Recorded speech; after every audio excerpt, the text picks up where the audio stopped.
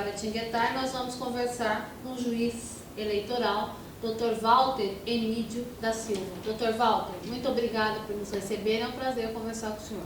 É sempre um prazer a gente poder receber órgãos da imprensa, de modo que a gente possa esclarecer alguma coisa. Então, a satisfação é toda nossa.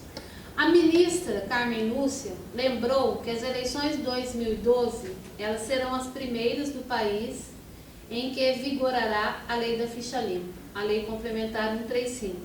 E ela disse as seguintes palavras: que ela seja efetivamente aplicada não apenas pelos juízes eleitorais, mas pelo cidadão. Por isso, queremos que haja o candidato ficha limpa e que o cidadão vote limpo. O que será um voto limpo, doutor? Bom, em primeiro lugar, é bom que se frise que a Lei Complementar 135, ela trouxe algumas inovações a respeito da questão da inelegibilidade. Por quê? Porque nós já tínhamos a Lei 6490, que estabelecia as questões em que não se poderia eleger determinada pessoa em razão de processos criminais e outras pendências. E a lei complementar 135, ela acrescentou mais alguns detalhes a respeito disso. Então, veja, o voto limpo é aquele voto consciente. É aquele voto em que o cidadão vai para as urnas já com o seu candidato escolhido e sabe quais são as diretrizes que nortearão esse candidato para que ele possa, em caso venha a vencer as eleições, possa exercer um mandato correto e digno de acordo com aquilo que o cidadão pretende. Então, o voto limpo é um voto sem vícios, é um voto não comprado, é um voto consciente, é um voto que o sujeito tem plena ciência do que está fazendo. A Lei Complementar 135, que é essa da ficha limpa, ela é um avanço no processo democrático do país. Entretanto, a sua divulgação pela mídia, ela aconteceu de forma controvertida e o que pode inviabilizar o seu entendimento pelos eleitores. Está previsto, por parte do TSE e dos TRS, alguma campanha educativa de esclarecimento de seu conteúdo, abrangência e objetivo?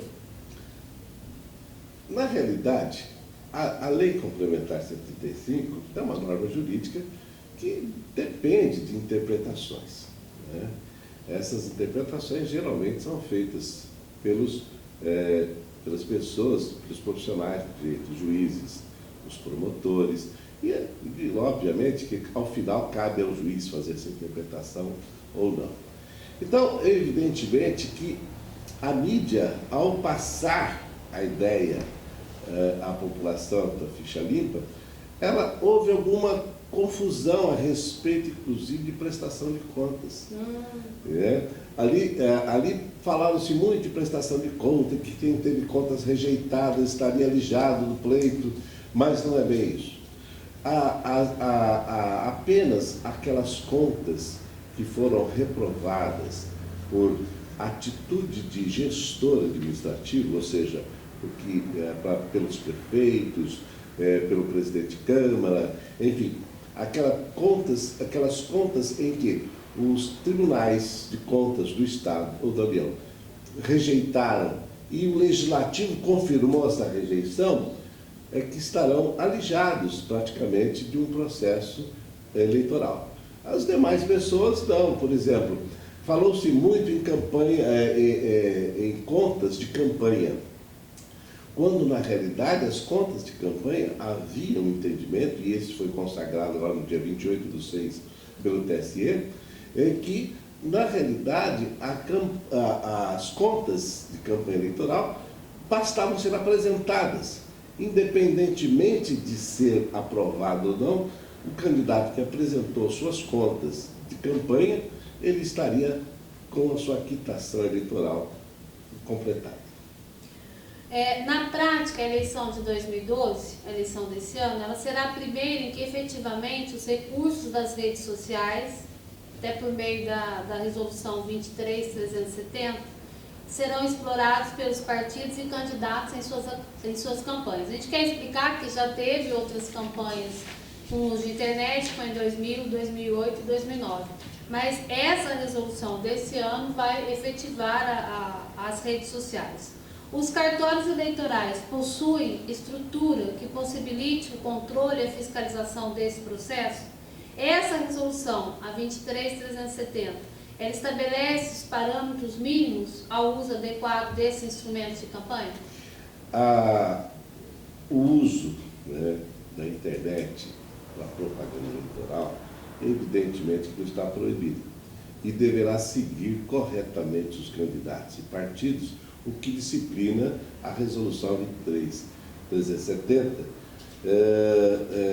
de 2011, em seus artigos 18 e 25, a respeito da utilização desse sistema. Evidentemente que os partidos e candidatos poderão utilizar, desde que comunique à Justiça Eleitoral o site que vai ser utilizado. Sim. Porque, caso contrário, passa a violar os dispositivos dessa resolução e aí corre-se o risco de receber multas por propaganda irregular. Obviamente que a Justiça Eleitoral ela é inerte, ela não vai sair à procura em sites, até porque determinados sites não tem nem como adentrar neles para saber se houve algum tipo de irregularidades na propaganda. Mas nós vamos depender, sim, de denúncias que poderão ser feitas tanto por qualquer eleitor ou candidatos de outro partido, que deverão ser remetidas não só à Justiça Eleitoral, como também pode ser feita ao próprio Ministério Público. Mas, de uma forma geral, não está nada impedido, nada impede que sejam feitas essas propagandas ou as comunicações do candidato através da internet. Em época eleitoral, alguns criam perfil falso para difamar candidatos adversários. É o que a gente denomina de apócrifo eletrônico. Como a Justiça Eleitoral pretende coibir a ação desses cidadãos na mídia eletrônica, e se o eleitor é vítima dessa ação, ele recorre a quem? O senhor já falou que as denúncias que forem feitas têm que ser remetidas à Justiça Eleitoral. Então, o procedimento correto seria esse. Mas existe uma forma de se coibir esse tipo de ação? Olha, é quase que impossível coibir uma atitude dessa. Por quê? Porque, na realidade, é muito subjetivo.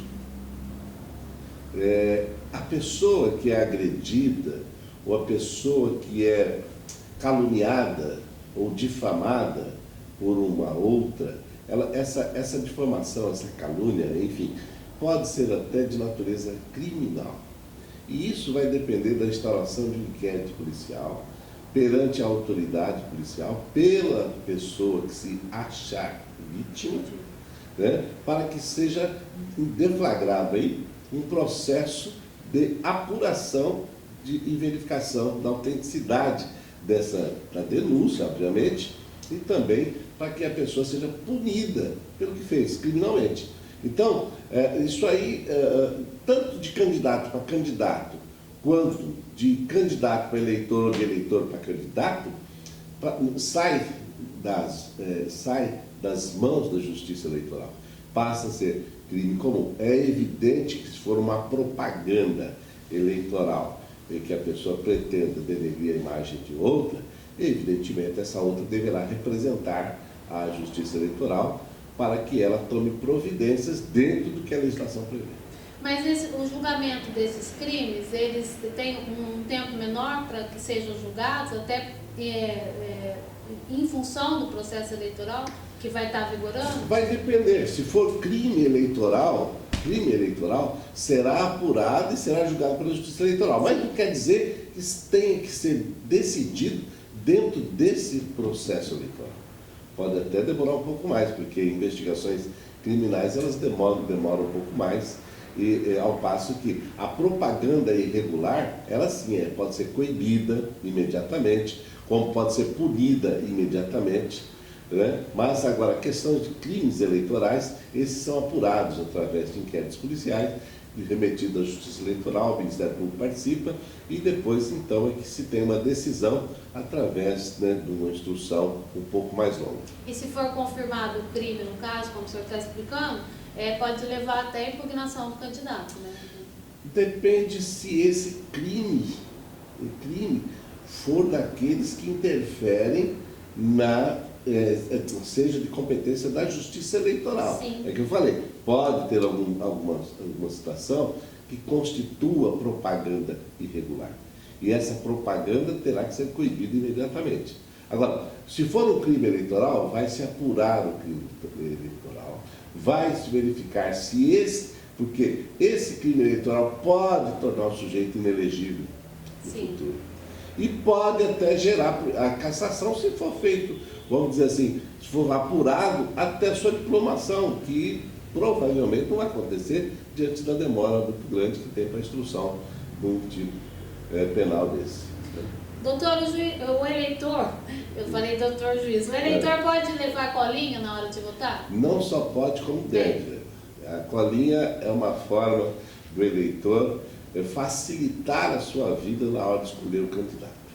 Ele faz a sua colinha, leva tranquilamente, ninguém vai importuná-lo para que ele faça uso dessa colinha, e é aconselhado que se faça. E votar com camiseta também, do candidato? Não existe? Não, votar com camiseta de candidato não pode. Não? Não, porque isso aí passa a ser uma boca de urna. Ah, Tá?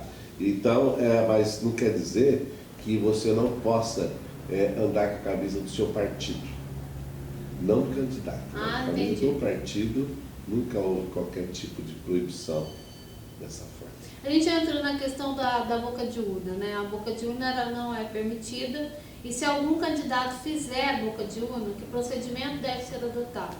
Qual a punição e a reclamação deve ser encaminhada a quem? Bom, a reclamação deve ser feita no dia para a Justiça Eleitoral, que estará representada assim, em todos os prédios onde se fará a votação. E aí, dependendo do que tipo de atitude a pessoa está tomando para fazer a boca de urna, se é que está fazendo boca de urna, vai constituir uma propaganda irregular, uma irregularidade, e tanto o partido como o candidato poderão ser punidos de multa até uma possível cassação, se for o caso. Qual o horário da votação e que documentos eu devo levar para votar? Olha, a votação, ela começa exatamente às 8 horas da manhã. Impreterivelmente. Impreterivelmente. É um horário estranho. O início é às 8. O término, nós não sabemos. A pretensão é que ocorra às 17 horas. Entretanto, vai depender muito das nuances que acontecerem durante o curso do processo eleitoral. Documentos. Agora, documentos, devem ser de preferência a carteira de identidade, para que onde haja uma fotografia para a identificação do eleitor, e o título de eleitor. Se não tiver o título de eleitor, evidentemente, a pessoa deverá procurar descobrir, saber aonde é a sua sessão eleitoral. Entendeu? E entrar com o documento, ela vai poder votar sem qualquer tipo de problema. E se ela se dirigir ao cartório eleitoral, provavelmente ela vai obter essa informação. Ela obterá essa informação junto ao cartório eleitoral, que já está treinado e preparadíssimo para atender isso. A lei seca passa a vigorar a partir de que horário? A lei seca nunca existiu, não sei se vocês sabem disso, mas a lei seca, na realidade são ordens da Secretaria da Segurança Pública do Estado de São Paulo, e é caso, inclusive, da Secretaria de Segurança Pública. Ah, tá. Né? Não tem legislação nem proibido. Tanto é verdade que Então não tem nada a ver com a lei de 9.504, que é... Não, nas últimas eleições nem falaram mais em lei seca, porque nem baixaram mais isso. E também acho que as pessoas, já sabendo que é eleição, elas evitam, né? Beber e cometer excessos, O né? povo brasileiro ele tem se conscientizado muito no processo eleitoral. E com o processo eleitoral. Então, quando chega esse dia, parece que é uma festa nacional. E todo mundo participa, todo mundo quer participar e da melhor forma possível. Pessoas que são dadas ao vício de bebida, a gente sabe que não vai ser uma proibição dessa que vai impedir. E nós temos procurado entender tudo isso e trabalhar com bastante tranquilidade, de modo que o trabalho de eleição seja feito com a maior presteza possível. Doutor, quem tem preferência para votar? Olha, as pessoas que têm necessidades especiais, elas, obviamente, deverão, já passou até um prazo, para que elas pudessem ir ao cartório para fazer justamente a sua inscrição em sessões dotadas de equipamentos para atendê-la da melhor forma possível. É óbvio que as pessoas portadoras de necessidades especiais têm preferência, os idosos, pessoa, por exemplo, a mãe que está amamentando o filho tem que ir lá fazer a votação, se tiver naquele período tem preferência também. É bom que não leve, porque infelizmente algumas pessoas se utilizam desse artifício simplesmente para passar na frente dos outros. Não é interessante. É verdade. Infelizmente, isso aí é educação e nós não podemos também querer educar todo mundo no mesmo dia. As pessoas devem ter consciência disso e procurar, obviamente, de acordo com a sua necessidade, ser atendido. O senhor estava explicando essa questão das pessoas, né, com necessidades especiais e que elas têm que fazer o cadastramento, não sei se o termo correto é esse. Então, essas pessoas também com necessidades especiais, elas devem ligar para o cartório para saber aonde elas vão votar, como que vai ser feito, se tem uma condução específica para levá-las ao local de voto? A gente sempre faz uma comunicação bem antes, porque nós não temos condições de saber quais são as pessoas que são portadoras dessas necessidades especiais.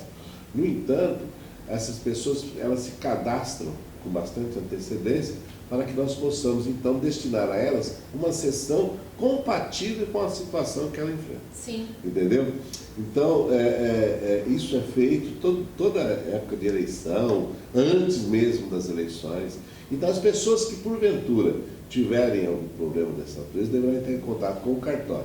Se porventura no local de votação ela não tiver condições, vamos supor assim, a sessão eleitoral está instalada de modo que dificulte a sua chegada até lá, nós faremos de tudo para que isso seja facilitado para ela. Bom, pelo que o senhor está explicando, vocês vão ter um número de pessoas da Justiça Eleitoral trabalhando especificamente para atender essa demanda. Com né? certeza. Para informar as pessoas desse processo eleitoral. Com certeza. Se a urna eletrônica apresentar defeito, o que acontece? Ela pode ser substituída. Nós temos as urnas de contingência. Elas podem ser substituídas e não afeta qualquer tipo de problema. Não dá nenhum problema no processo eleitoral? Não. Agora eu vou te falar, comentando. Nós foi muito azar, nós nunca tivemos nada de problema, né? Mas muitas vezes há uma precipitação da pessoa que está trabalhando com a urna. E aí ela se apavora e acaba dizendo que houve problemas e etc e tal, interrompe, enfim. Mas nós temos técnicos preparadíssimos para que possam resolver esse problema no dia. E é tão rapidinho, né? Você chega lá, já vai digitando e confirma.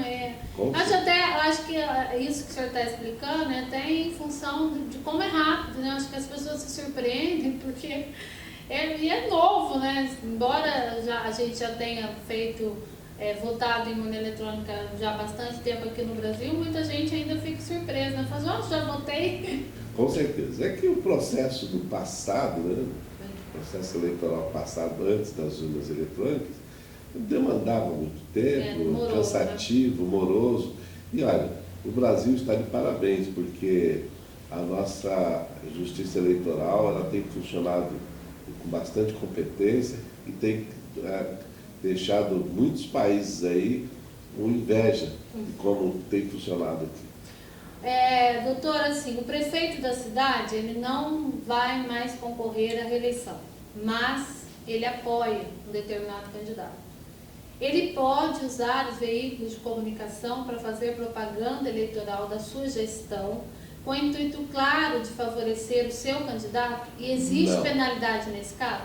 existe penalidade para o candidato dele e também para ele. Ah, então ele não pode fazer essa propaganda. Mesmo que ele não concorra, ele não é candidato a nada, mas a cidade inteira sabe que ele vai apoiar alguém. Não, veja bem o que você falou. A senhora colocou que a atitude dele é de clara infringência à legislação eleitoral. Sim. Se é de clara infringência à legislação eleitoral, evidentemente que ele vai ser punido. Obviamente que depende de representação. Tá? Tudo depende de representação. Não tem como. Eu ouvi dizer, a denúncia pode ser a de propaganda, colocação de faixas, quadros, enfim, todo tipo de propaganda, pode até ser feita denúncia online. O cartório está preparado para receber as denúncias online. Doutor, o que caracteriza a clara infringência nesse caso? Aquilo que ela acabou de dizer, o sujeito ele faz uma propaganda da administração dele, mas sempre deixando, olha, vai dar continuidade nisso, olha, isso aqui é o melhor para você. Está entendendo? Por quê? Porque ele está direcionando. Se fizer algo que fique claro nas atitudes do interlocutor, de que ele quer, evidentemente, beneficiar o seu candidato, é evidente que isso vai ter problema. Bom, o Pedro, nosso editor, ele estava lembrando de uma pergunta aqui, que é a questão do direito de resposta, né? Porque os candidatos, eles sempre acham que eles se sentem ofendidos e por qualquer motivo eles entendem que o veículo de comunicação tem que dar o direito de resposta. Quando que o candidato pode recorrer a esse direito de resposta? Olha, é evidente que a própria emissora, ela vai fazer análise do conteúdo do pedido do candidato para o direito de resposta e a emissora vai ter o direito também de dizer se ela pode, se ela quer dar ou não. Agora, quem vai decidir tudo isso é a Justiça Eleitoral. Se porventura houver representação do candidato dizendo que ele foi ofendido e quer o direito de resposta, mas a Justiça Eleitoral também, sobre o crime legal, vai avaliar e determinar se deve ou não conceder o direito de resposta. Doutor, quais são os casos mais comuns em que o direito de resposta tem que ser preservado? Na realidade, são as questões de ofensas, geralmente pessoais, onde as pessoas, por exemplo, querem demonstrar que o sujeito é um mau administrador e começam a dizer determinadas coisas que vai ofendendo essa terceira pessoa. E isso faz com que nasça para ele um direito de resposta, de explicar aquilo, até para dirimir a dúvida de quem está ouvindo. O senhor falou é tudo interpretação, né? Porque daí ela vai recorrer. É muito subjetivo o que eu estou falando. E também, pelo que o senhor está explicando, no decorrer da entrevista, que fica claro é que a justiça ela não toma nenhum posicionamento sozinha, né? Embora possa estar acontecendo alguma irregularidade no entendimento de terceiros, mas se os interessados não fizerem reclamação, também vocês não vão atrás. Até porque não dá nem tempo. Ok. Doutor, foi um prazer conversar com o senhor. Espero que o senhor tenha sorte aí, né, nesse processo eleitoral. E antes da gente encerrar essa entrevista, eu queria que o senhor deixasse aí, publicamente, né, falasse com os candidatos e com os eleitores aqui da cidade de Guaratinguetá. Bom, o que eu queria deixar bem claro para todos os candidatos é que nós pretendemos, e a Justiça Eleitoral ela faz questão que isso ocorra, de um processo eleitoral limpo, tranquilo, e que as pessoas passem a entender que é um concurso público onde o cidadão é que vai escolher os futuros funcionários públicos, sejam eles prefeitos, vereadores, enfim, para que possa governar a sua cidade. Então, isso tem que ser feito com responsabilidade, com consciência, com tranquilidade, sem ficar inventando questões para criar clima perante este ou aquele candidato. Respeite um ao outro, de modo que possamos ter um processo tranquilo e consciente de que todos estão muito preparados para a escolha daquele que vai governar a sua cidade amanhã. Ok, doutor, muito obrigada. Ok, isso foi legal.